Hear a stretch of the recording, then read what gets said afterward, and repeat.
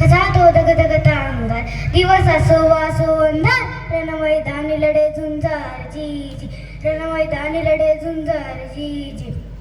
अफजल खानाच्या वधानंतर त्याचा मुलगा फाजल खान आणि सिद्दी जोहर यांनी प्रचंड फौज घेऊन बळगलेला आहे. पण शक्तीपेक्षा युक्ती महत्वाची असते. महाराजांनी शिवाकाशाला बोलवून घेतलं आणि विचारलं, शिवा आमचं रूप घेऊन सिद्धीला भेटायला जातोस? शिवा म्हणाला, होय महाराज जातो की. आणि मग काय घडलं? काय रात्रीच्या पहिल्या प्रहरास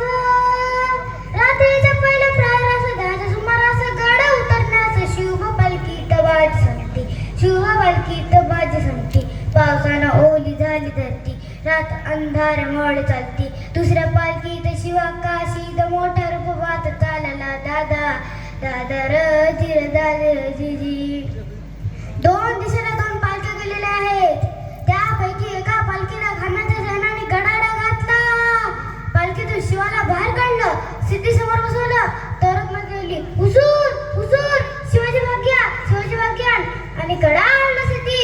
सिद्धीने मेहनत तलवार काढली, श्वार धरली. सच बता तू कोण है, वरना मारा जाएगा.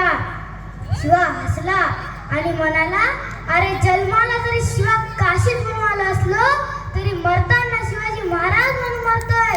हे भाग्य काय कमी आहे का? आणि कडा आणला सिद्धीची तलवार चालल्या गेली आणि शिवा संपल्या गेला. पलीकड बाजीने गजापूरची खिंड गाठली. बाजी म्हणते, राजा तुम्ही वेळ नका करू, तुम्ही नेहमी फौज घेऊन विशाळगडाचे रवाना. राजा म्हणतात, नाही बाजी, जेव्हाची बाजी लावून आपण इथं आलोय, आता जे होईल ते मिळून करू.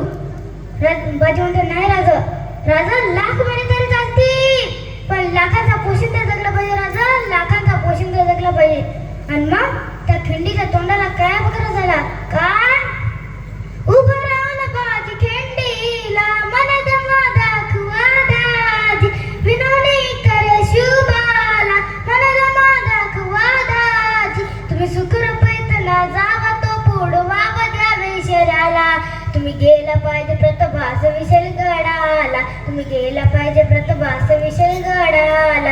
आलो आलो आता जिद्दीला मन दमा दाखवा दाजी विठ्ठार करत सिद्धीला मन दमा दाखवा दाजी. बाजीचा डाव तो वार करतो मिठार दुष्ट शत्रूला. धर्म सत्वाव हा माझा यात समाजाला. धर्म सत्वाव हा माझा यात समाजाला. रक्ताने भिजले बाजी थांबाया होई नाराजी. तम नाही मला माझी बाजी लावे जीवाची बाजी.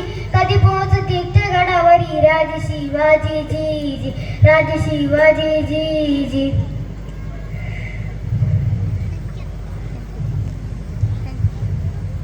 थँक्यू. धन्यवाद. जोरदार टाळ्यांसाठी जर पुन्हा एकदा पाहिला